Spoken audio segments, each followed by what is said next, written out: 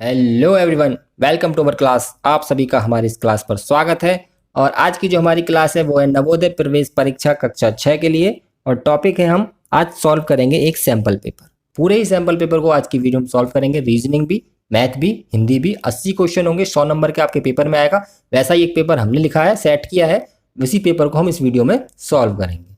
तो सबसे पहले हम रीजनिंग वाले पार्ट को सॉल्व कर रहे हैं।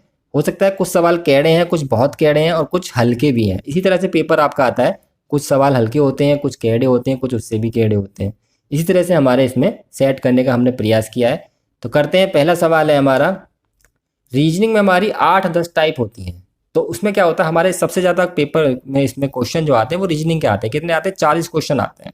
तो 40 क्वेश्चनों को हमें सॉल्व करना होता है और समय हमारे पास कम होता है, क्योंकि 20 क्वेश्चन मैथ के ही मिलेंगे और 20 क्वेश्चन हिंदी के ही मिलेंगे। टोटल 80 क्वेश्चन आएंगे 100 नंबर के।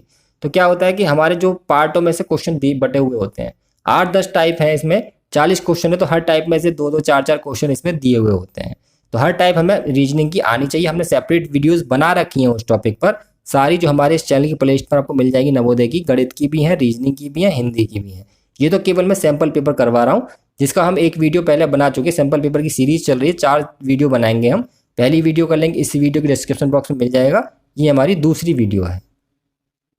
तो क्या है हमारा? पहला है, प्रत्येक प्रश्न में 4 आकृतियां हैं, ए बी सी और डी दर्शाई गई हैं। इन 4 आकृतियों में से 3 आकृति किसी विधि से एक समान है, जबकि एक आकृति अन्य से भिन्न है। भिन्न आकृति का चयन करें। तो 4 आकृति दे रखी है, 1 2 3। देखिए आप प्रश्न देख लीजिए, 4 सवाल हैं हमारे, यानी कि एक टाइप के 4 सवाल आ गए। इसी तरह से मैंने बताया था ना, तो टाइप होती है उसमें से 4-4, 3-3 सवाल हमें दिए होते हैं। तो 4 सवाल है हमारे, 1 2 3 4। इसमें हमें हमें ये बताना है कि अलग आकृति कौन सी है। तो देखिए गौर से देखेंगे तो ये आकृति देखिए यहाँ पर इस तरफ है, इसमें जो जीरो बन रहा है या फिर एक वृत्त बन रहा है, और इसे फिर 90 डिग्री पर इस तरफ घुमा देंगे तो ये आकृति आ गई। पर 90 डिग्री पर इस तरफ घुमा देंगे तो ये आकृति आ गई, और 90 डिग्री पर इस तरफ घुमा देंगे तो ये आकृति हमारी आ गई। तो जो गलत आकृति हमारी बन रही है वो ये वाली बन रही है। इस वाली आकृति में ये हिस्सा हमारा ऊपर की तरफ होना चाहिए था और जीरो ऊपर, जबकि इसमें नीचे दे रखा है। तो अलग कौन सी होगी? हमारी सी वाली। अगले वाले में बताना कौन सी अलग है। देखिए ये सारी दर्पण प्रतिबिंब है। दर्पण प्रतिबिंब क्या होते हैं? शीशे में देखने पर जो दिखती है। तो ये सही है, ये सही है, ये सही है, पर डब्लू का दर्पण प्रतिबिंब डब्लू ही होता है, एम नहीं होता। तो ये हमारा गलत है, यानी कि ये वाला उत्तर हमारा इसका सही होगा। इसमें देखिए सबसे अलग आकृति कौन सी? देखिए इन सब में रेखाओं का यूज हुआ। इसमें रेखाओं का यूज हुआ है, इसमें रेखाओं का यूज हुआ है, इसमें भी रेखाओं का यूज हुआ है। केवल इसमें हमारी वक्र रेखाओं का यूज हुआ है। तो ये अलग आकृति है, तो ये वाला हमारा उत्तर सही है। आगे देखेंगे, एक आकृति है जिसमें 4 भुजाएं हैं, अंदर 2 भुजाएं हैं। बाहर 5 भुजाएं हैं, अंदर 3 भुजाएं हैं। बाहर 6 भुजाएं हैं, अंदर 5 भुजाएं हैं। बाहर 5 भुजाएं हैं, अंदर 3 भुजाएं। यानी कि इन तीनों में जो है, अंदर वाली आकृति में बाहर वाली आकृति से 2 भुजाएं कम है, इसमें केवल 1 भुजा कम है। तो ये वाली आकृति सबसे अलग है और यही हमारा उत्तर है। अब 5 से 8 वाले देखते हैं, ये क्या कह रहा है। प्रत्येक प्रश्न में एक प्रश्न आकृति दे रखी है, ये दे रखी है, तथा ABCD 4 उत्तर दे रखे हैं। इनमें से वो आकृति बतानी जो इसके बिल्कुल समरूप है। समरूप मतलब इसी के रूप के, छोटी बड़ी हो सकती है पर इसी के रूप की है। तो बिल्कुल इसके समरूप आकृति हमारी देखिए कौन सी है इसमें से, जो हमें बिल्कुल इसके रूप की है। तो देखिए जहाँ तक मुझे लग रहा है, देखिए इसमें यहाँ पर ये वाला हिस्सा टेढ़ा हो रहा है, इसमें सीधा तो ये नहीं है, ये नहीं है, ये वाला, ये वाली आकृति जो इसके मुझे समरूप लग रही है। तो मैंने इस वाले उत्तर को लगा दिया है। इसके समरूप आपको बतानी है कि बिल्कुल सेम टू सेम आकृति कौन सी होगी। तो आप देखेंगे गौर से, इस आकृति को देख लीजिए, क्योंकि विकल्प अब यहाँ पर है। विकल्प में हम देखेंगे कि इसके समरूप जो हमारी आकृति है वो हमारी आकृति है ये वाली। इसके समरूप आकृति देखिए बहुत आसान है, कौन सी है इसके समरूप? ये वाली। और इसके समरूप आकृति हम देखेंगे तो कौन सी है? ये वाली। ये आसान है, छांटना काफी। अगला है हमारा, प्रत्येक प्रश्न में एक प्रश्नाकृति दे रखी है जिसका एक भाग लुप्त है। लुप्त मतलब गायब। जैसे यहाँ पर देखेंगे आप कि इसमें हमारा एक भाग गायब है, जहाँ पर क्वेश्चन मार्क लग रहा है। हमें इसे पूरा करना है और पूरा करने के बाद ये जो पार्ट आएगा इसे छांटना है, इसमें से कौन सा होगा। तो हम इसे पूरा कर लेंगे। यहाँ हम जी लगाएंगे और यहाँ पर 3 जीरो, 1 2 3। तो ये हिस्सा हमारा कहाँ पर बन रहा है? इस वाले पार्ट में बन रहा है। तो ये वाला आंसर हमारा सही होगा। इसे पेपर में करने के लिए हम इन्हें पूरा करके देख लेंगे आकृतियों को। ऐसे ही इस आकृति को पूरा करेंगे और फिर देखेंगे कौन सा पार्ट बन रहा है। तो हम इसे मिलाएंगे पहले तो, ठीक है, और यहाँ लगा लेंगे 0 और फिर इसे भी मिला देंगे और यहाँ लगा देंगे 2 जीरो। तो हमारा कौन सा उत्तर सही है इसमें? इसमें हमारा सही होगा बी वाला उत्तर। 2 जीरो यहाँ लगेंगे इसमें, एक यहाँ पर और एक यहाँ पर और 2 ऊपर। अगली आकृति देखिए, यहाँ वृत्त है, त्रिभुज त्रिभुज, तो यहाँ पर हमारा वृत्त आ जाएगा इस आकृति में। तो हमें इस आकृति में तो ज़्यादा कुछ करना नहीं, केवल वृत्त वाला बनाना है। तो इसमें हमारा ठीक हो जाएगा ए वाला। 12वीं आकृति में बताना है हमें। इस आकृति को पूरा करने के लिए क्या करेंगे, यहाँ पर इसे खींचेंगे और यहाँ पर ये त्रिशूल टाइप बना हुआ है, इसे बना देंगे। तो हमारा कौन सी आकृति सही लग रही है? देखिए इसमें साफ साफ पता पड़ रहा है ये वाली आकृति हमारी सही है। तो ये भी काफ़ी आसान है। 40 में से 25 से 30 क्वेश्चन ऐसे होते हैं जो आसान होते हैं, 15 क्वेश्चन होंगे जो थोड़े कैडे होंगे। अगला है जो 13 से 16 यानी कि 4 प्रश्नों के लिए है। ये प्रत्येक प्रश्न में एक प्रश्न आकृति दे रखी है, जैसे कि ये है, तथा चौथी आकृति के लिए एक स्थान छोड़ा गया है। ये वाला प्रश्न आकृति श्रेणी क्रम में, यानी कि इसमें कुछ क्रम बना हुआ है तीनों ही आकृतियों में।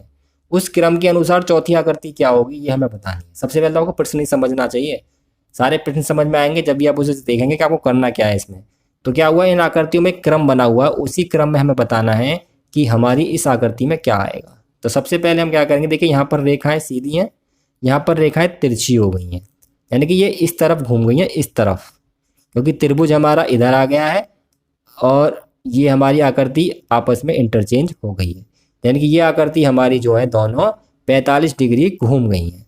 तो इसके अनुसार 45 डिग्री घूम के फिर ये वाली आकृति आई, और जब 45 डिग्री हम इसे घुमाएंगे तो हमारी आकृति जो आएगी वो आएगी इसमें। आंसर हमारे अगले पेज पर दे रखे हैं, सी वाली। इस वाली आकृति को घुमाने पर हमारी ये वाली आकृति मिल जाएगी। ऐसी 14 वाले सवाल को देखते हैं, 14वें सवाल को। ये हमारी आकृति पहली आकृति है, फिर ये दूसरी है, फिर तीसरी, यानी कि ये आकृति हमारी इस तरफ, यानी कि इस दिशा में, घड़ी के घूमने की विपरीत दिशा में 90 डिग्री घूम रही है। यानी कि ये ऐसे हो गई, फिर ये ऐसे हो गई और अब ये ऐसे हो जाएगी यों, और ये आ जाएगा यहाँ पर। तो इसके अनुसार हमारा कौन सा उत्तर सही होगा फिर? डी वाला, नहीं ये वाला, क्योंकि यहाँ पर पहले गोला है, फिर वर्ग है, फिर गोला है, तो फिर क्या आएगा? वर्ग। इसमें क्या बना है? गोला। तो ये वाला आंसर ठीक होगा। अगला देखिए, 15वीं आकृति, पहली आकृति ये है, दूसरी ये है, तीसरी ये है, तो चौथी आकृति के पहले इस तरफ वाला काला हो रहा है, फिर इस तरफ वाला, तो इस तरफ वाला, तो इस बार ये वाला हिस्सा हमारा काला होगा। ये वाला हिस्सा कौन से में काला है? हमारे डी वाले में। अगली आकृति गौर करेंगे और बताएंगे क्या क्रम बन रहा है। देखिए पहले वर्ग है और ये दोनों हिस्से बिल्कुल डार्क हैं और ये इसी के अनुसार है। इसके बाद ये वाला हिस्सा डार्क हो गया, ये दोनों इसके अनुसार, और ये वृत्त बाहर चला गया, वर्ग अंदर आ गया। इसकी अगली लाइन में त्रिभुज के अंदर जो है वर्ग चला गया है और ये दोनों हिस्से डार्क हो गए और ये वाला हिस्सा खाली। इससे अगली आकृति इसके अनुसार क्या होनी चाहिए? इसके अनुसार क्या होनी चाहिए कि अंदर जो आकृति है वो अंदर छोटी आकृति हो रही है, बड़ी आकृति बाहर आ जाती है, और बाहर की बड़ी आकृति छोटी होकर अंदर आ जाती है। बाएं तथा दाएं की कालांकित आकृति, यानी कालांकित ये जो आकृतियां हैं ये छायांकित हो जाती है, तथा उपर की छायांकित आकृति नीचे की ओर जाकर कालांकित हो जाती है। ये इसमें क्रम बन रहा है। इसका जो उत्तर होगा हमारा ए वाला सही होगा। इसे आप जरा गौर से एक बार दोबारा देख लें कि इसमें क्या क्रम बन रहा है। मैंने आपको बता दिया है क्या क्रम बन रहा है, दोबारा बताया तो अंदर छोटी आकृति है, बड़ी होकर बाहर आ जाती है, यानी कि जैसे पहले छोटी है, बड़ी होकर वो क्या आ गई, फिर बाहर आ गई। जैसे इसमें छोटी आकृति क्या वर्ग, तो बड़ा होकर बाहर आ गया, अंदर चला गया त्रिभुज। इन दोनों में जो संबंध है वही इन दोनों में संबंध आना चाहिए। उसके बाद यहाँ पर जो किनारों पर बन रहा है वो यहाँ पर छायांकित हो जाता है, यहाँ पर किनारों पर छायांकित है तो यहाँ पर ये हो गया छायांकित, डार्क था, और ये वाला हिस्सा चला जाएगा ऊपर, फिर उसमें पूरा डार्क हो जाएगा। ठीक है, अब है अगला। अगला क्या है? प्रत्येक प्रश्न में प्रश्न आकृतियों के 2 सेट दिए हुए हैं, इन दोनों का सेट और इन दोनों का सेट, यानी कि इन दोनों में जो संबंध है वो हमें इन दोनों में बताना है। मैं आपको बता दूं इसमें क्या लिखा हुआ है। इन दोनों में जो संबंध है वो हमें इन दोनों में बताना है। तो इन दोनों में जो संबंध दिख रहा है वो हमें क्या दिख रहा है कि ये डिग्री कितने डिग्री घूमी है। देखिए पहले 90 डिग्री घूमी है और फिर यहाँ तक, और फिर ये पूरी 90, यानी कि ये डिग्री हमारी 180 डिग्री घूमी है, वो भी वामावर्त दिशा में आकर थी। तो इसे 180 डिग्री में घुमाएंगे, 90 डिग्री घुमाएंगे तो यहाँ पहुँचेगी ये, और 180 डिग्री घुमाएंगे तो यहाँ पहुँचेगी, यानी कि ये ऐसे बढ़ के ऐसे वाली हमारी आकृति ये कुछ बनेगी। तो इसमें हमारा उत्तर ठीक होगा ए वाला। अब चलते हैं 18वें पर। इस आकृति और इस आकृति में जो संबंध है वो हमें संबंध देखिए इसमें कितनी बना है, 1 2 3 4 5 6, इसमें कितनी है 1 2 3 4 5 6, यानी कि इसी से ये बना है। तो 4 भुजा वाली कौन सी आकृति है इसमें? ये वाली है। पर सीधी बनेगी या टेढ़ी बनेगी इसे हमें प्राप्त करना है, पर हम इसमें बनाएंगे ये वाली आकृति। अगला है प्रश्न आकृति। इसके अनुसार इन दोनों में क्या संबंध है? देखिए आपको सबसे पहले तो ये पलट जाते हैं दोनों और ये वाला हिस्सा इधर पलट के इस तरफ आ जाता है। तो इसमें क्या संबंध बनेगा हमारा? 19वें सवाल में पूरी 180 डिग्री घूम रही है हमारी आकृति, यानी कि यहाँ से हम शुरू करेंगे और फिर इसे यहाँ तक ही ले आएंगे। तो ये हमारी कितने डिग्री की हो गई? 180 डिग्री की। तो 180 डिग्री जब इसे घुमाएंगे यहाँ से शुरू करके और फिर यहाँ तक ले आए इसे, तो ये हमारी 180 डिग्री घूमेगी। तो देखिए ये तीर इस तरफ है, 180 डिग्री वो नीचे की तरफ आएगा, तो नीचे की तरफ इसमें आ रहा है, इसमें आ रहा है, इसमें आ रहा है, तो ये तो उत्तर है नहीं, इसे तो काट दीजिए। नीचे की तरफ आ रहा है इस तीर में, इसमें ये तीर हमारा नीचे, तो ये ऊपर की तरफ आएगा, ऊपर की तरफ आ रहा है केवल इन तीनों में आ रहा है। तो उत्तर जो हमारा इसमें गिन लेंगे कितनी है? 1 2 3 भुजाएं हैं, 1 2 3, सब में 3 3 भुजाएं, पर काट किस में रहा है किस में नहीं काट रहा है उसे देखने के लिए हमारा जो उत्तर इसमें ठीक होगा 19वें में, वो हमारा बी वाला उत्तर सही होगा। 20वां सवाल है इस आकृति और इस आकृति में जो संबंध है वो इसमें और इसमें हमें बताना है। तो 20वीं आकृति जो है हमारी, इसमें आकृति हमारी पलट जाती है, आकृति जो हमारी पलट जाती है। तो इसके अनुसार नहीं है आकृति जो हमारी बनेगी 20वीं, वो बनेगी हमारी सी वाली। कैसे बनेगी? ये देखिए यहाँ पर त्रिभुज बन रहा है, इस आकृति को हमने पलट दिया है दूसरी तरफ, यानी कि ये वृत्त जो है वो तो गायब ही कर दिया है।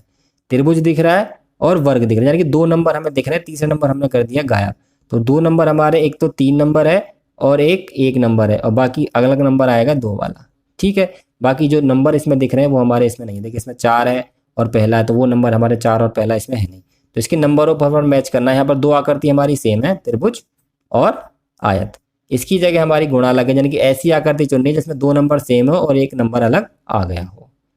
अगला है हमारा प्रश्न संख्या 21 से लेके 24 के बीच में प्रश्न आकृति के रूप में ज्यामितीय आकृति त्रिभुज वर्ग वृत्त के रूप में बनानी है।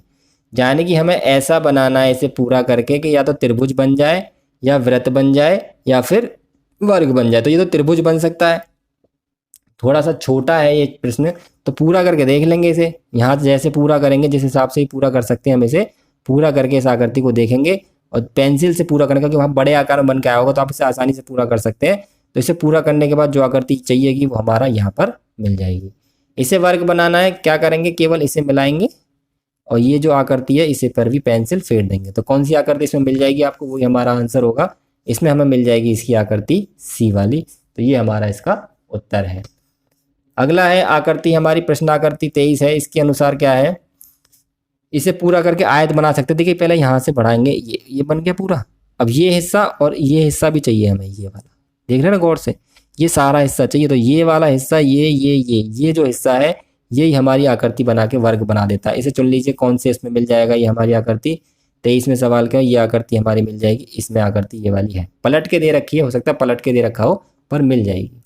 इसे पूरा करना है वर्ग में, तो क्या करेंगे? एक तो ये हिस्सा चाहिए हमें और एक ये वाला हिस्सा, ये वाला हिस्सा, ये वाला हिस्सा, यानी कि हमें चाहिए ये वाला हिस्सा, ये और ये वाला हिस्सा। ये हमारी कौन सी आकृति में मिल रहा है? ये वाला मिल रहा है हमें आकृति में बी वाली में। यानी कि इसे केवल पेंसिल से पूरा करके देख लीजिए, फिरा लीजिए, और इस हिस्से में फिराना जो कि बच रहा है, यानी कि इसे पूरा कर दिया बस। ये वाला हिस्सा जो इस पर भी हमें फिराना है। अगला है हमारा दर्पण प्रतिबिंब के सवाल है। दर्पण प्रतिबिंब के सवाल मोस्टली आसान होते हैं क्योंकि दर्पण का नियम बहुत आसान है। मैंने इसकी वीडियो भी बना रखी है। नियम ये है कि दाएं तरफ बाएं हो जाती है, बाएं तरफ दाएं हो जाती है, पास वाली चीज पास में रहती है, दूर वाली दूर में रहती है। तो इस आकृति का दर्पण प्रतिबिंब बनाएंगे तो ये जो हमारा जीरो बन रहा है ये पास में ही रहेगा। पास में कौन सी आकृति में है? ये इस वाली आकृति में, तो ये वाला आंसर हमारा सही होगा। इस वाले का दर्पण प्रतिबिंब बनाना है तो ये वाला हिस्सा जो है वो इधर आ जाएगा दूर में, तो दूर सारों में ही दूर है। ये वाला हिस्सा इसके साथ आएगा, सब में इसके साथ ही है, और ये वाला हिस्सा पीछे की तरफ आएगा, पीछे की तरफ इसमें है और इसमें है, इन दोनों में नहीं है, इसमें भी है। तो ये वाला उत्तर तो बिल्कुल नहीं है। इन तीनों में से एक उत्तर इसका सही होगा, और हम देखेंगे गौर से तो इसके विकल्प को, तो ये वाला उत्तर हमारा सही आ रहा है। ठीक, दर्पण प्रतिबिंब का नियम यही है, बाईं तरफ वाली चीज दाईं तरफ हो जाती है और दाईं तरफ वाली चीज हमारी बाईं तरफ हो जाती है। अब चलते हैं हम 27वें सवाल की तरफ। दर्पण प्रतिबिंब का ही वो सवाल है। सवाल है हमारा, इसका दर्पण प्रतिबिंब बनाना है तो जो हमारा हिस्सा यहाँ पर पास में है वो दोनों पास में ही रहेंगे, यानी कि ये दोनों हिस्से हमारे यहीं रहेंगे ऐसे। ये तो इसमें भी यहीं है, इसमें यहीं है, तो ये वाला गलत, ये वाला गलत, ये दोनों हिस्से दूर चले जाएंगे। तो ये वाला आंसर हमारा इसका सही है। पूना का बनाना है उल्टा हमें दर्पण प्रतिबिंब, तो देखिए पास वाला हिस्सा पास रहेगा। ए का उल्टा प्रतिबिंब हमारा क्या होता है? ए का हम दर्पण में देखेंगे तो हमारे ए का जो है ए ही मिलता है, एन का दर्पण में ये मिलेगा, यू का यू मिलता है और पी का ये, तो ये वाला आंसर हमारा इसका सही है। आगे वाली आकृति है कागज को मोड़ने वाली आकृति। कागज को मोड़ने वाली आकृति के प्रश्न थोड़े से कठिन होते हैं, तो इसके लिए हमने सेपरेट वीडियो बना रखी है, आप उस वीडियो को जरूर देखें, उसके बाद आपको ये प्रश्न समझ में आएंगे। हालांकि मैं इनके उत्तर बताता हूँ, इनकी प्रैक्टिस के लिए आपको ये कागज पहले इस तरफ फ्लिप किया गया है, फिर ऐसे मोड़ा गया है और यहाँ पर 2 जगह कट लगाया गया है।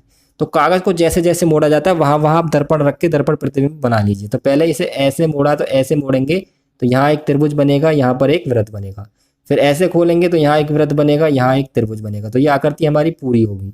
तो इसके अनुसार हमारी जो आकृति का आंसर आएगा वो आएगा ए वाला। ये आकृति ऐसे ही यहाँ से मुड़िए ऐसे, फिर यहाँ मुड़िए, यहाँ 2 कट लगाए गए हैं, दोनों जगह प्रतिबिंब रखेंगे उल्टे चलते हुए। पहले यहाँ रखेंगे प्रतिबिंब और इसे ऐसे खोल देंगे, फिर यहाँ रखेंगे प्रतिबिंब और इसे वो दर्पण और फिर ऐसे खोल देंगे। तो इसके अनुसार जो हमारा उत्तर सही होगा वो बी वाला होगा। इस आकृति को पहले इन्होंने ऊपर की तरफ फ्लिप कर दिया है, मोड़ दिया है, और फिर उसके बाद इन्होंने इसे यहाँ पर इस तरीके से कट करा है, थोड़ा एक बार और मोड़ा है, पहले एक बार मोड़ा है देखिए यहाँ पर, और फिर एक बार और मोड़ा है और फिर ऐसे कट करा है। तो यहाँ से क्या होगा कि यहाँ से इसे खोलेंगे, फिर खोलेंगे नीचे की तरफ, फिर एक बार और खोलेंगे। इसकी एक सेपरेट वीडियो बनी हुई है हमारी, वो देख लेंगे आप। इसका उत्तर हमारे बता दूं आपको सी वाला सही है, और 32वें का जो उत्तर है वो हमारा बी वाला सही है। इसके लिए मैं आपको यही सलाह दूंगा कि आप वो वाली वीडियो देख लें। 33वां सवाल है, प्रश्न आकृति रखिए ए बी सी डी, और हमें क्या करना है, इसके उत्तर आकृति छांटनी है कि ये आकृतियां इनमें से किस आकृतियों में निहित हैं। उत्तर आकृतियों में उस आकृति का चयन करें जिसे प्रश्न आकृति में उपलब्ध कटआउट से बनाया जा सकता है, कि इन चारों से मिलकर इनमें से कौन सी आकृति बन सकती है, ये हमें बताना है। तो हम क्या करें, खींच खींच के देख लेंगे, केवल प्रैक्टिस ही कर सकते हैं इन सवालों को, ना कोई सूत्र होता है ना कोई नियम होता है, केवल प्रैक्टिस से हम ये सवाल कर सकते हैं। तो हमारा 33 में जो सवाल है, इसकी आकृति देखिए, ये सारी आकृतियां हमारी इस वाली आकृति मिल जाएंगी। देखिए यहाँ पर ये वाला त्रिभुज बन रहा है, एक ये वाला बन रहा है, एक ये वाला बन रहा है और एक ये वाला, सारी आकृतियां इसमें मिल रही, तो ये वाला आंसर हमारा ठीक होगा। ये सारी आकृतियां जो 34वें सवाल की हैं हमारी, ये बी में मिल रही हैं, तो ये वाला आंसर ठीक होगा। इसमें केवल मिला के देखने, देखिए ये आसान है। इसमें देखिए एक आयत है, एक 2 त्रिभुज है, तो एक आयत और 2 त्रिभुज वाली, देखिए ये तो बिल्कुल नहीं है क्योंकि आयत नहीं बन रहा है इसमें। एक आयत और 2 त्रिभुज वाली जो आकृति हमारी बन रही है वो देखिए ये गलत बन गया थोड़ा, यहाँ पर ये बन आयत ही रहा है, क्योंकि इसके अलावा इसमें तो है नहीं, क्योंकि 2 आयत बन रहे हैं, इसमें बन ही नहीं रहा, इसमें बन ही नहीं रहा। तो आंसर तो हमारा यही वाला होगा। तो ये वाला आंसर ठीक है, क्योंकि वो थोड़ा सा लंबा है, ये थोड़ा छोटा कर दिया है। इस आकृति के अनुसार जो है कौन सा आंसर ठीक होगा, ये आकृतियां किस में मिलेंगी आपको 36वें सवाल की, तो ये वाली आकृतियां हमारे इस वाले में मिल जाएंगी चारों, तो ये आंसर हमारा ठीक होगा। अगला है, प्रत्येक प्रश्न में एक प्रश्न आकृति दी गई है तथा नीचे की ओर ए बी सी डी से चिन्हांकित 4 उत्तर आकृतियां दी गई हैं। उत्तर आकृतियों से उस आकृति को चुनिए जिसमें प्रश्न आकृति सन्निहित है। ये आकृति हमारी किस में सन्निहित है उसे हम ढूंढेंगे। तो देखिए इसमें हमारी, मुझे लग रहा है, देखिए यहाँ पर ये और ये साफ साफ दिख रहा है, इसमें सन्निहित है, तो ये वाला आंसर हमारा इसका सही होगा। ये आकृति हमारी किस में सन्निहित है, 2 तीर के निशान लग रहे हैं हमारे, तो देखिए हम दोनों तरफ तीर के निशान है, तो ये देखिए इसमें लग रहे हैं, ये रहा एक तीर और एक तीर ये रहा, इसमें ये सन्निहित है। अगला वाला देखेंगे, ये आकृति किस में सन्निहित है, मतलब किसके अंदर ये है, तो देखिए मुझे इसके अंदर नजर आ रही है, ये रही आकृति, यहाँ से ये और ये, तो ये हमारी इसमें सन्निहित है। और ये वाली आकृति हमारी किस में दिख रही है आपको, मैं गौर से देखेंगे, हम आपको देखेंगे तो फिर देखिए यहाँ पर ये मिल जाएगी, ये रही वो आकृति, एक यहाँ यों और एक यों, तो इसमें ये हमारी आकृति सही है, तो ये वाला आंसर हमारा सही होगा। तो काफ़ी सारी टाइप के रीजनिंग क्वेश्चन आते हैं, सबसे ज़्यादा नंबर की यही पेपर में आती है, 40 क्वेश्चन है ये हो गए। अब हम चलते हैं गणित वाले पार्ट की तरफ। तो अब आते हैं हम मैथ वाले पार्ट पर। देखिए मैथ वाला जो पार्ट है इसमें आते हैं हमारे 20 क्वेश्चन 25 नंबर के, ठीक है। तो हम सब सॉल्व करते हैं क्वेश्चनों को। पहला क्वेश्चन है, संख्याएं -11/20, 7/-15, 17/-30 और -3/10 को अवरोही क्रम में किस प्रकार लिख सकते हैं। अवरोही क्रम का मतलब है सबसे पहले सबसे बड़ी संख्या आएगी। तो अवरोही क्रम में लिखने के 2 तरीके हैं, या तो आप इन संख्याओं को दशमलव में बदल लीजिए या फिर आप इन संख्याओं के हर बराबर कर लीजिए। तो मैं हर बराबर करके बता रहा हूँ आपको। संख्याएं कौन कौन सी हमारी, -11/20, 7/-15, 17/-30 और -3/10। इन सब का हम लैसे लेंगे तो वो आ जाएगा हमारा 60। 20 से भाग करेंगे 3 बार और ये होगा 33। 15 से 4 बार, 7 चौक 28 और माइनस को ऊपर लगा लेंगे। 30 से 2 बार 17 दूनी 34 और 10 से 6 बार और 6 तिया 18। अब इसे हम अवरोही क्रम में लिखो। अवरोही क्रम में इसे लिखेंगे। अवरोही क्रम का मतलब सबसे बड़ी संख्या। देखिए माइनस में उल्टा होता है, जो छोटी होती है वो बड़ी होती है। तो माइनस के 18/60 सबसे बड़ी है हमारी, यानी कि 3/10 वाली। इसी के ऊपर वाली देख लेंगे। उसके बाद हमारा नंबर आता है 28 का, माइनस के 28/60 यानी कि 7/-15। उसके बाद नंबर आएगा जी 33 का, यानी कि माइनस के 11/20। और उसके बाद नंबर आएगा 17/-30। तो जो भी हमारा इसमें उत्तर है उसे हम टिक कर देंगे। देखिए हमारा कौन सा उत्तर सही बैठता है। सबसे पहले माइनस के 3/10, फिर 7/-15, 11/20 और 17/-30 में हमारा बी वाला उत्तर जो है वो सही है, आप देख सकते हैं। अगला सवाल है, माइनस के 5/7 में से क्या घटाया जाए कि -1 प्राप्त हो। तो इस तरह के सवालों में हम क्या करते हैं, हम मान लेते हैं x घटाया जाए, यानी कि माइनस के 5/7 में से x घटाया जाए तो हमारा -1 प्राप्त हो रहा है। तो इसमें क्या करते हैं, पक्षांतर करते हैं। हम x को इधर ले जाएंगे और 1 को इधर ले जाएंगे, तो x इधर जाके प्लस हो जाएगा और 1 इधर आकर प्लस हो जाएगा। इसे हम ले से ले लेंगे, इसका 7 आएगा, यहाँ आएगा माइनस के 5 प्लस के 7, तो x बराबर आ जाएगा 2/7। केवल इसे हल करना है x मानकर। ठीक, ये वाला आंसर हमारा हो गया माइनस के 2/7 प्लस का। ये दशमलव का जोड़ है, यहाँ पर इन्हें जोड़ना मैं यहीं जोड़ देता हूँ। देखिए कैसे जोड़ेंगे, 0.001, 1.01, पॉइंट के नीचे पॉइंट आना, 0.11, इसे जोड़ेंगे तो 121.1, 1.121, ये वाला आंसर हमारा ठीक है।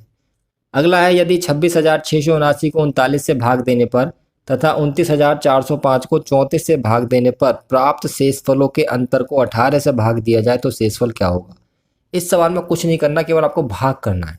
भाग करके जो शेषफल आएगा इसका भाग करेंगे, इसमें जो शेषफल आएगा इसका भाग करेंगे, इसमें जो शेषफल आएगा उनका जो घटा देंगे आपस में, फिर उसे 18 से भाग करेंगे और जो शेषफल आएगा वो हमारा उत्तर होगा।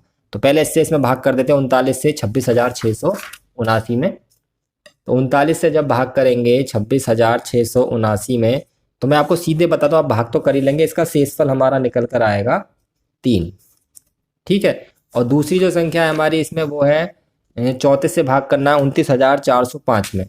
तो 34 से भाग करेंगे 29,405 में, और जब इसे भाग करेंगे तो इसमें हमारा शेषफल निकल के आएगा जी 29। भाग आप कर लेना, पहाड़ा लिखना पड़ेगा इसका, ऐसे तो होगा नहीं। अब इन दोनों का हमें निकालना है अंतर, जो सवाल में कह रहा है शेषफलों का अंतर कितना आ गया 26।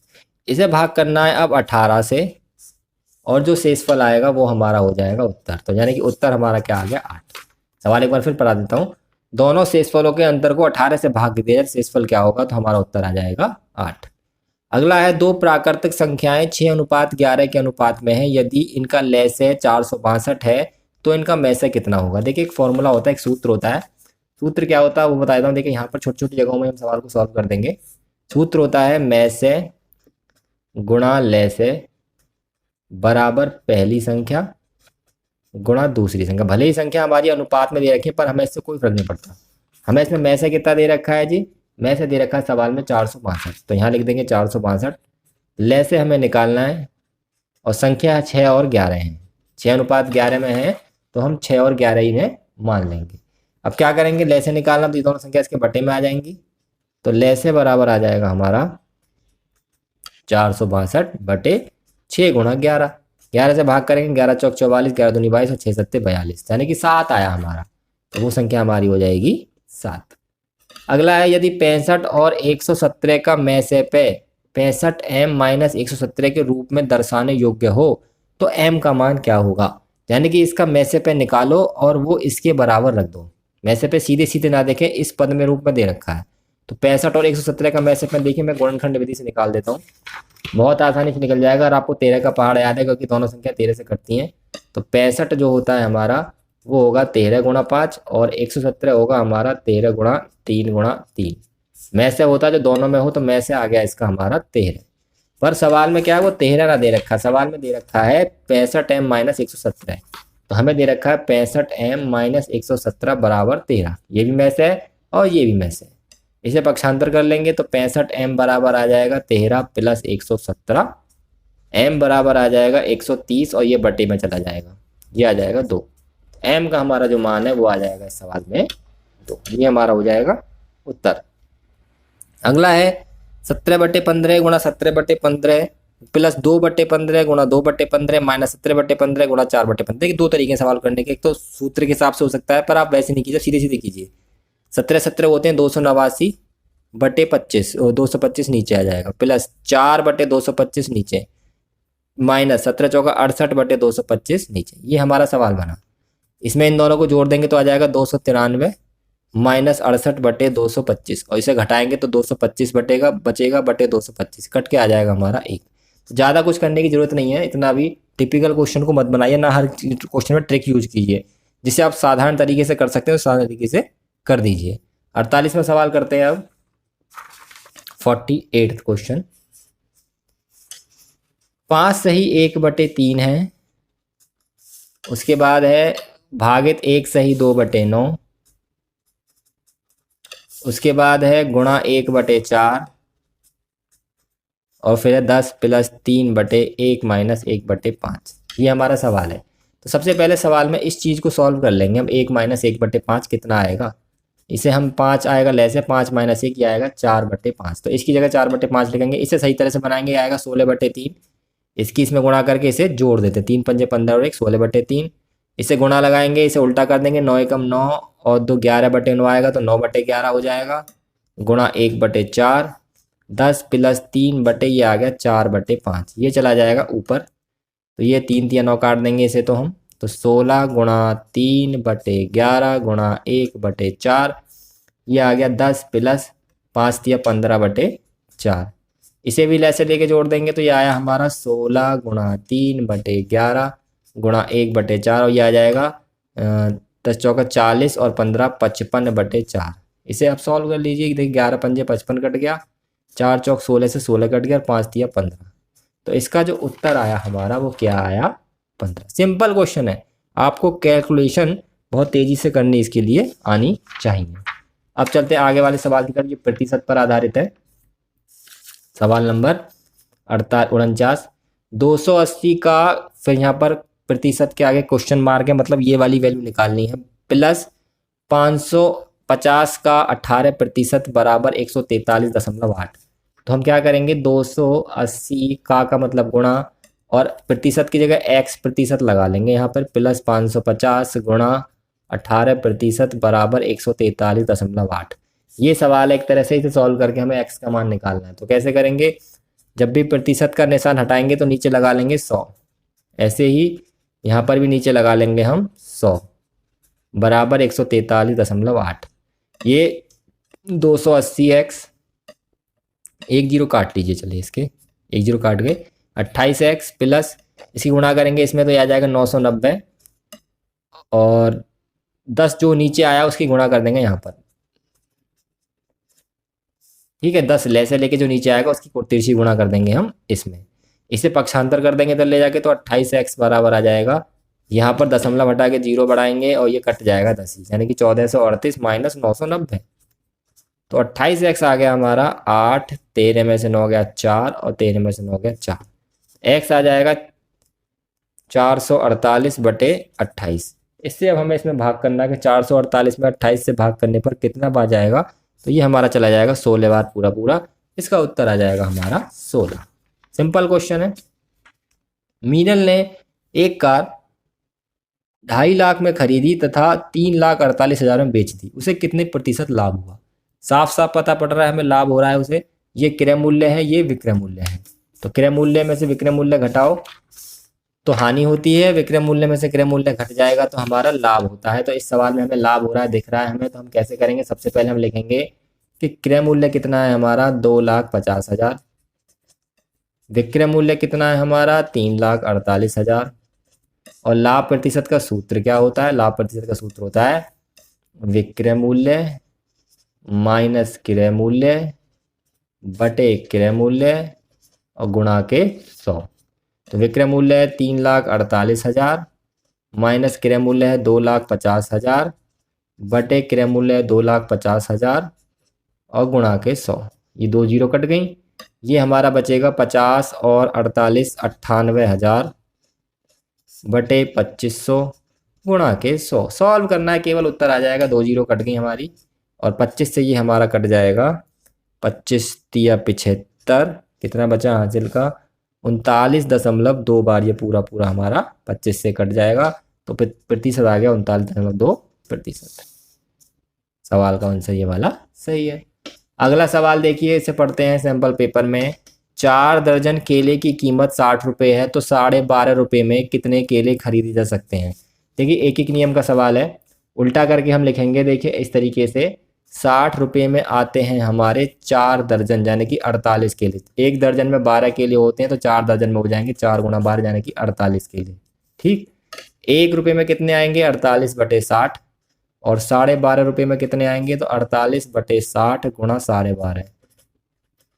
पॉइंट हटा के नीचे 2 जीरो बढ़ा लेंगे, और इससे ये जीरो कट गई, और ये कट जाएगा 12 चौक 48, 12 पंजे 60, 5 से कटेगा 25 बार, 25 चौका 100/10 और 10 धाम 100, यानी कि उत्तर आ जाएगा हमारा इसका 10, यानी कि 10 केले उसमें आएंगे। अगला सवाल है, एक आदमी एक मकान खरीदता है और वार्षिक किराए का 40 गुना भुगतान करता है। इस निवेश से उसे किस ब्याज दर पर लाभ मिल रहा है। तो देखिए साधारण ब्याज का सवाल है, थोड़ा सा घुमाकर है, जरूरी नहीं है कि पेपर में हर सवाल ब्याज का सीधे तरीके से आ जाए। तो साधारण ब्याज का सूत्र क्या होता है हमारा, साधारण ब्याज का सूत्र होता है मूलधन गुणा दर गुणा समय बटे 100। तो इसका मतलब ये है कि अगर वो 40 रुपये लगा रहा है तो उसे 1 रुपया मिल रहा है, तो अगर हम मूलधन को मान लेंगे 40x, तो ब्याज मिलेगी उसे x। अगर ब्याज x मिल रही है तो मूलधन 40x है, दर हमें निकालनी है, समय हमारा 1 साल है, और बटे के 100। x से x कट गया, 40 से कट जाएगा ये 2.5 बार, तिरछी गुणा कर देंगे, दर आ गई 2.5। इसमें दशमलव में नहीं दे रखा है उत्तर दे रखा है सही बटे में, तो 2 सही 1/2 का मतलब होता है 2.5। ये वाला उत्तर हमारा इसका सही है। अगला है, यदि 112 इकाई प्लस 12,000 बराबर 11,012 प्लस खाली स्थान ढाई, तो रिक्त स्थान में संख्या क्या आएगा। देखिए यहाँ पर ढाई लिख दिया है ना, इसका बहुत बड़ा मतलब है। क्या है मतलब वो देखिए आप सवाल में हमें दे रखा है 112 इकाई प्लस 12,000, 12,000 को हमने ऐसे लिख दिया बराबर 11,012 प्लस ढाई दे रखा है। ढाई का मतलब 10 और गुणा यहाँ पर खाली स्थान आएगा कुछ, ये है इसका मतलब ढाई का। 112 इकाई को जब इसमें हम जोड़ेंगे तो ये हो जाएगा 12,112। इसे ले आके माइनस कर देंगे यहाँ पर 11,012 को बराबर 10 गुणा खाली स्थान में मान लिया हमने x। ये 12,112 में से जब 11,012 घटाएंगे तो बचेगा 1100 और बटे 10, इससे कट जाएगा हमारा 110 बार, तो उत्तर आ जाएगा इसका हमारा 110। ठीक है।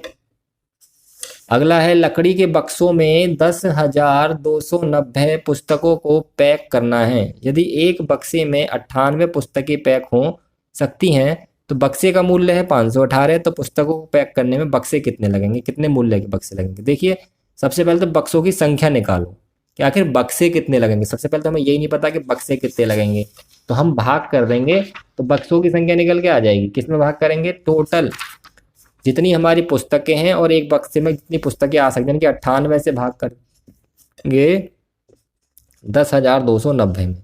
सबसे पहले 98 का 98 जाएगा, 4 9 ना जाने की 0 0, 98 पंजे 490, यानी कि 105 हमारे पास बक्से चाहिए। एक बक्सा 518 का है तो इसमें 518 से कर देंगे गुणा। इसकी आप गुणा कर देना, जो भी आएगा वो हमारा उत्तर आ जाएगा। इसका गुणा करके आएगा 54,390। ये वाला उत्तर हमारा सही है। अगला सवाल है थोड़ा अलग है, देखिए काफी अलग सवाल है ये। आकृति में प्रत्येक वर्ग की भुजा 1 है। देखिए इसमें कितने सारे वर्ग बना, ये एक वर्ग ये है, एक ये है, एक ये है, एक ये सारे वर्ग बने हुए हैं। इनकी भुजा कितनी है, 1 है सारी। छायांकित भाग का क्षेत्रफल निकालना, वो भी वर्ग सेंटीमीटर में। तो कैसे करेंगे इस सवाल को, अलग सवाल है, काफी इंपॉर्टेंट सवाल है। ऐसे सवाल अक्सर कभी पूछ ले जाते हैं, तो कैसे करेंगे इस सवाल को गौर से देखते हैं। मैं आपको बताता हूँ। पहले सबसे पहले इस छायांकित भाग मतलब इसका क्षेत्रफल निकालना है। कैसे निकलेगा, पूरे इस वर्ग के क्षेत्रफल को निकालो। पहले इसकी भुजा कितनी हो गई है, 1 2 3 4 5, तो 5 तो ये हो गई, 5 ही ये हो जाएगी, 5 ये 5 ये, तो इसका क्षेत्रफल तो हो जाएगा हमारा पूरे वर्ग का क्षेत्रफल हो जाएगा 5 गुणा 5 यानी कि 25 वर्ग सेंटीमीटर। ये पूरे वर्ग का निकाल लिया हमने, पर हमें केवल इसका निकाला। तो पूरे वर्ग में से क्या करेंगे, ये एक आयत बन रहा है, अब घटाएंगे इसको, जो हमारा बच रहा है ये एक आयत बन रहा है, इसका निकाल दो। 5 गुणा 1 बराबर 5। आयत का क्षेत्रफल क्या होता है, आयत का क्षेत्रफल होता है लंबाई गुणा चौड़ाई। तो ये 1 2 3 4 5 गुणा 1 किसका निकल गया। ये एक त्रिभुज बन रहा है, इसका क्षेत्रफल निकाल दो। त्रिभुज का क्षेत्रफल होता है 1/2 आधार गुणा ऊंचाई। तो आधार कितना है यहाँ से 1 2 3 4 और 1 2 3 इसकी ऊंचाई है। तो इसका आ जाएगा 1/2 गुणा 4 गुणा 3, 2 दूनी 4 3 दूनी 6, 6 इसका आ गया। अब इसका निकाल दो। इसका आधार कितना है 1 2 और ऊंचाई कितनी है इसकी 2। इसका आ जाएगा 1/2 गुणा 2 गुणा 2, इसका 2 आ गया। एक हमारा ये और बन रहा है, इसका भी 2 और 2 ही है। 1/2 गुणा 2 गुणा 2, 2 ही हमारा इसका आ गया। ये सारे जो शेष भाग है ना जोड़ दो, 6 और 5 11 12 13 14 15, 15 इसमें से कर दो माइनस, छायांकित भाग हमारा आ जाएगा। तो आ जाएगा 25 माइनस 15 यानी कि 10। दोबारा समझाता हूँ, पहले पूरे वर्ग का निकाल लिया, उसके बाद ये जो ये वाला एरिया निकाला, ये वाला एरिया निकाला, ये निकाला है और ये निकाला है, और सबको जब हटा देंगे तो हमारा केवल ये वाला एरिया ही बचेगा। इसमें जो त्रिभुज बन रहे हैं 3 और एक आयत बन रहा है। चलते हैं अगले सवाल की तरफ, ये भी मेंसुरेशन पर ही आधारित है। दो वर्गों के परिमाप 12 सेंटीमीटर तथा 24 सेंटीमीटर है। बड़े वर्ग का क्षेत्रफल छोटे वर्ग के क्षेत्रफल का कितने गुना है? तो पहले तो दो वर्ग के परिमाप दे रखे हैं, दोनों की भुजा निकालो, फिर दोनों के क्षेत्रफल निकालो, जो भी तो पता पड़े कितने गुना है। तो पहले निकालेंगे, पहले वर्ग का परिमाप दे रखा है हमें कितना 12। परिमाप होता क्या है वर्ग का, होता है 4 गुणा भुजा, दे रखा है हमें 12। तो भुजा बराबर आ जाएगी हमारी 12/4, 4 से कट जाएगा 3 बार, यानी कि भुजा आ गई हमारी इसकी 3। तो क्षेत्रफल निकाल दो इसका साथ के साथ, क्षेत्रफल होता है भुजा गुणा भुजा, कितना आ जाएगा जी हमारा 9। दूसरे वाले का परिमाप हमें दे रखा है कितना 24, कितना परिमाप दे रखा है इसका हमें 24। इसका भी सूत्र वही होगा, वर्ग है ये भी, 4 गुणा भुजा बराबर दे रखा है 24। तो भुजा आ जाएगी इसकी हमारी 24/4 यानी कि 6। इसका क्षेत्रफल निकाल दो तो आ जाएगा 6 गुणा 6 यानी कि 36। तो ये इसका कितने गुना हो रहा है, ये उसका हो रहा है 4 गुना। तो इसका उत्तर क्या आ जाएगा भैया 4 गुना। अगला सवाल करते हैं। अगला सवाल है, यदि 15 व्यक्ति किसी काम को 48 दिन में कर सकते हैं तो 30 दिन में उसी काम को समाप्त करने के लिए कितने व्यक्तियों की आवश्यकता होगी? ये जो सवाल होते हैं ये तीर वाले सवाल होते हैं। कैसे होते हैं वो देखिए। इसमें दो चीजें दे रखी है हमें, एक दे रखा है व्यक्ति और एक दे रखे हैं दिन। सवाल में देखिए आप 15 व्यक्ति कर रहे हैं 48 दिन में, 30 दिन में हमें मान लिए x व्यक्ति करेंगे, यहाँ तीर नीचे लगेगा।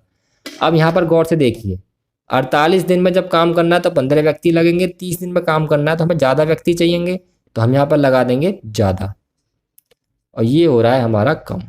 दोनों चीज़ें एक दूसरे की उल्टी हैं, व्यक्ति ज़्यादा होंगे तो दिन कम लगेंगे, दिन ज़्यादा चाहिए तो व्यक्ति कम लगेंगे।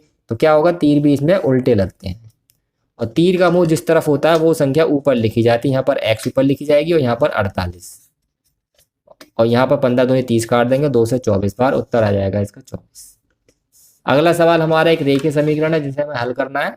समीकरण हमारी क्या दे रखी है, 5x - 7/3 + 2 = 4x - 3/4 + 4x, और मान x का नहीं निकालना, 8x + 5 का निकालना है।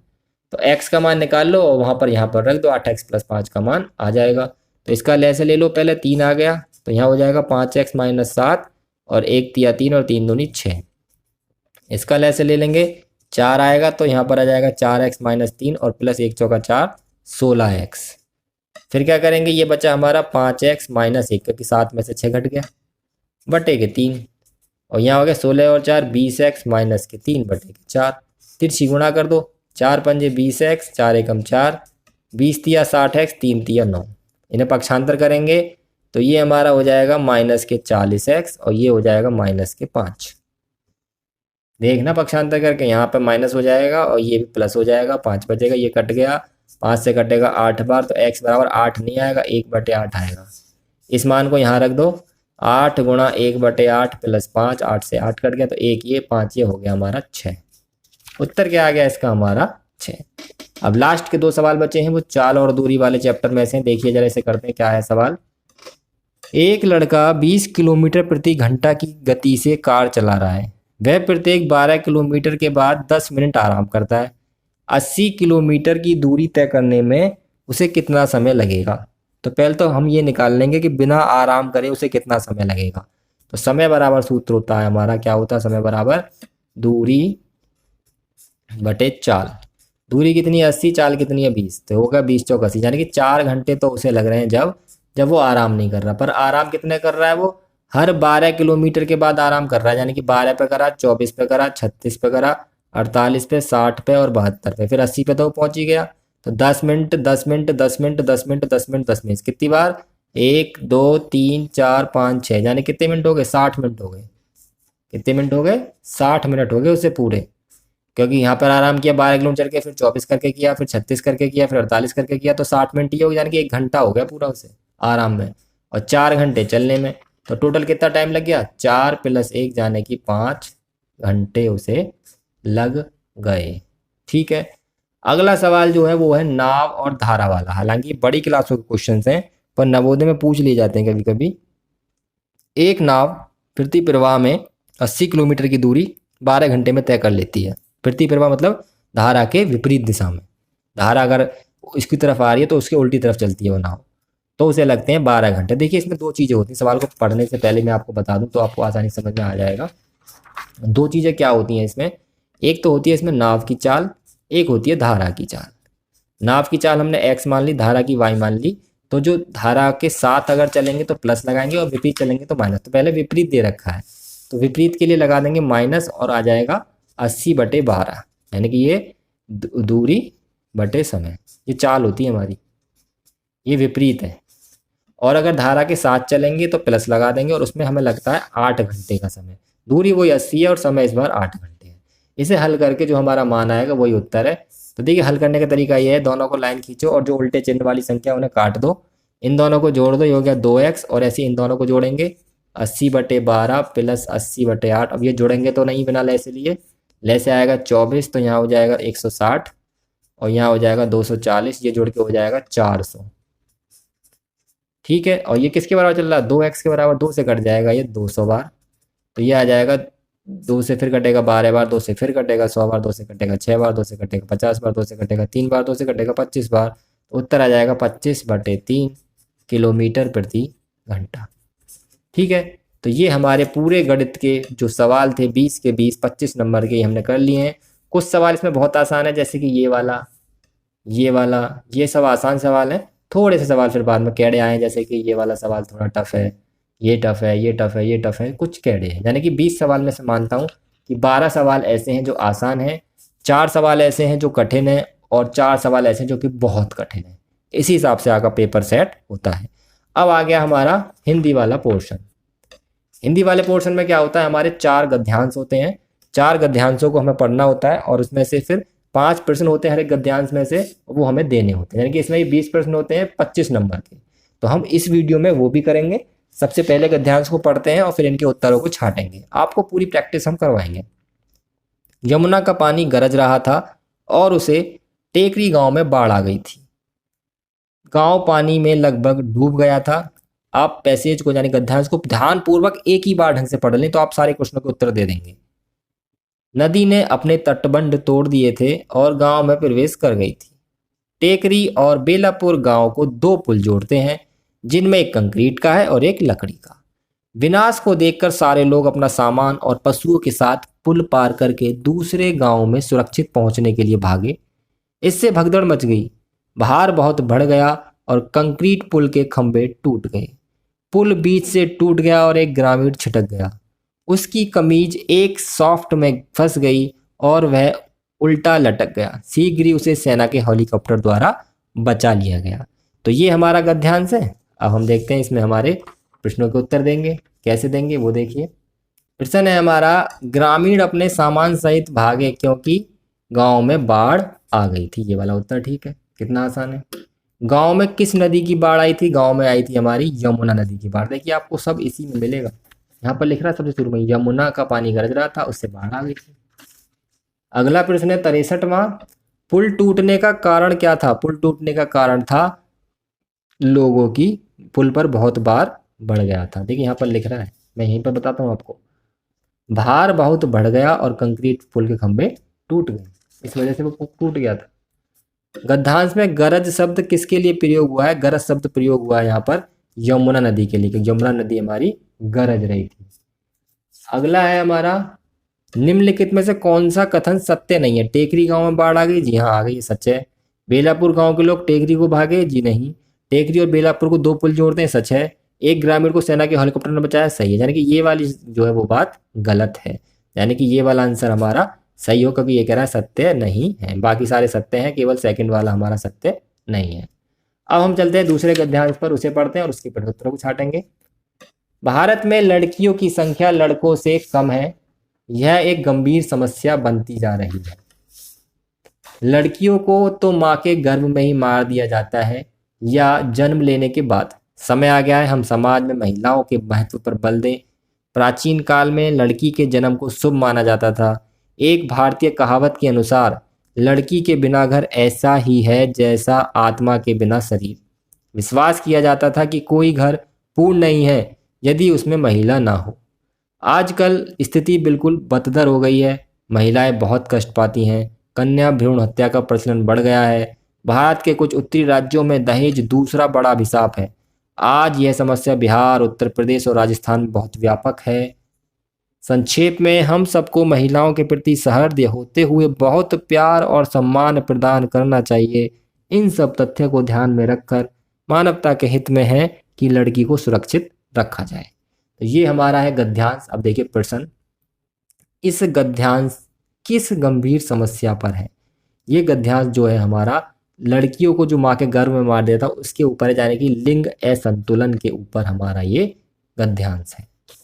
अगला है, लिंग असंतुलन का क्या कारण है? लिंग असंतुलन का कारण है महिलाओं में शिक्षा की कमी या महिलाओं के प्रति सम्मान की कमी। इन दोनों में से कोई सा उत्तर होगा? हम छांट लेते हैं इसमें से क्या उत्तर इसका मिल रहा है। लड़कियों कैसे इन बातों में विश्वास करता है, पूर्ण नहीं। आजकल इस बतौर महिलाएं बहुत कष्ट पाती हैं। कन्या भ्रूण हत्या का प्रचलन बढ़ गया है। संक्षेप में कहते हैं महिलाओं के प्रति सहृदय होते हुए बहुत प्यार और सम्मान प्रदान करना चाहिए। देखिए यहाँ पर मिल रहा है सम्मान प्रदान करना, मैं आपको दिखा देता हूँ। इसमें यहाँ पर मिल रहा है सम्मान प्रदान करना चाहिए, तो इसका उत्तर हमारा सम्मान में कमी के कारण ये हो रहा है। यह समस्या किस राज्य में व्यापक है? ये बिहार में भी है, राजस्थान में भी है, उत्तर प्रदेश में भी है। तो इसका उत्तर यही वाला हमारा होगा, तीनों वाला। फैली हुई के लिए गद्यांश में कौन सा शब्द प्रयोग हुआ है? फैली हुई का मतलब होता है व्यापक, यानी कि दूर दूर तक। तो इसका उत्तर होगा व्यापक। यह गद्यांश हमें क्या संदेश देता है? हर परिवार में एक लड़की हो, हमें दहेज को बढ़ावा देना चाहिए, हमें महिलाओं के बारे में सोचना चाहिए, हमें लड़कियों को सुरक्षित रखना चाहिए। इसके बारे में हमें ये संदेश देता है कि लड़कियों की सुरक्षा पर ध्यान देना चाहिए। अब चलते हैं तीसरे गद्यांश की तरफ और फिर उसके प्रश्नों को छाटेंगे। गद्यांश को पढ़ते हैं। रविवार का दिन था, यद्यपि कृष्णा को एक पखवाड़े के बाद होने वाली परीक्षा की तैयारी करनी थी, फिर भी वह इतिहास और गणित पढ़ने से पहले 1 या 2 गेम खेलने से रुक न सका। बड़ा होकर मैं टेस्ट क्रिकेटर बनूंगा, उसने अपनी माँ से कहा। गणित मेरे किस काम आएगा? तुम कुछ नहीं कह सकते, उसकी माँ ने कहा। अपनी बैटिंग का औसत निकालने के लिए तुम्हें गणित की आवश्यकता पड़ सकती है या, और जहां तक इतिहास की बात है, क्या तुम स्वयं इतिहास का भाग नहीं बनना चाहोगे? प्रसिद्ध क्रिकेटर इतिहास बनाते हैं। इतिहास बनाना बिल्कुल ठीक है, कृष्णा ने कहा, जब तक कि मुझे वे तिथियां न याद रखनी पड़े जब मैंने ये बनाया। अब इस पर प्रश्न है, उस रविवार को कृष्णा क्या करना चाहता था? उस टहलने जाना चाहता था, 1 घंटा अधिक सोना चाहता था, क्रिकेट खेलना चाहता था या माँ की मदद? वो क्रिकेट खेलना चाहता था। माँ उससे क्या चाहती थी? बैटिंग का औसत सुधारे, गणित और इतिहास पढ़े, इतिहास बनाए, इतिहास का अंक बने। वो चाहती थी गणित और इतिहास पढ़े। उसकी परीक्षाएं कब थी? 1 पखवाड़े के बाद। ये उसमें लिखा हुआ है साफ साफ, यहाँ पर देखिए, 1 पखवाड़े के बाद। अगला प्रश्न है 74वां। किस बात पर कृष्णा अपनी माँ से सहमत था? उसे इतिहास का अंग बनना, वह इतिहास बनाएगा, वह इतिहास पढ़ेगा, वह इतिहास और गणित दोनों पढ़ेगा। उसे पता है, यहाँ पर देखिए, इतिहास बनाना बिल्कुल ठीक है, यानी कि इस बात पर था वो कि वह इतिहास बनाएगा। शब्द पखवाड़े का पर्यायवाची, पखवाड़े का मतलब होता है 15 दिन का समय, तो इसमें हमारा 2 सप्ताह या 15 दिन वाला आंसर ठीक है। देखिए 15 क्वेश्चन बहुत जल्दी से हो जाता है ये वाला पार्ट। आपको हिंदी पे थोड़ी सी पकड़ मजबूत होनी चाहिए, आप रीडिंग अच्छी कर सकें और गद्यांश को समझ सकें। लास्ट गद्यांश है, हाथी की सूंड में 40,000 से अधिक मांसपेशियां होती हैं। यह सूंड नाक और ऊपरी होठ का संयोग है। हाथी अपनी सूंड का उपयोग चीजें उठाने के लिए करता है और इसे सूंघने में भी काम में लाता है। हाथी के 2 गज दंत होते हैं। ये गज दंत आइवरी हाथी दांत से बने होते हैं। गज दंत हाथी के ऊपरी जबड़े पर उगते हैं। काटने वाले दांतों के स्थान पर हाथी के ये 2 दांत गजदंत होते हैं।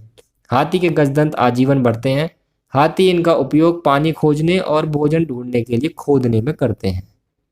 सभी अफ्रीकी हाथियों के गजदंत होते हैं, किंतु कुछ एशियाई नर हाथियों के ही गजदंत होते हैं। कुछ एशियाई हथनियों के भी गजदंत होते हैं, परंतु ये बहुत छोटे होते हैं और मुंह में छुपे होते हैं।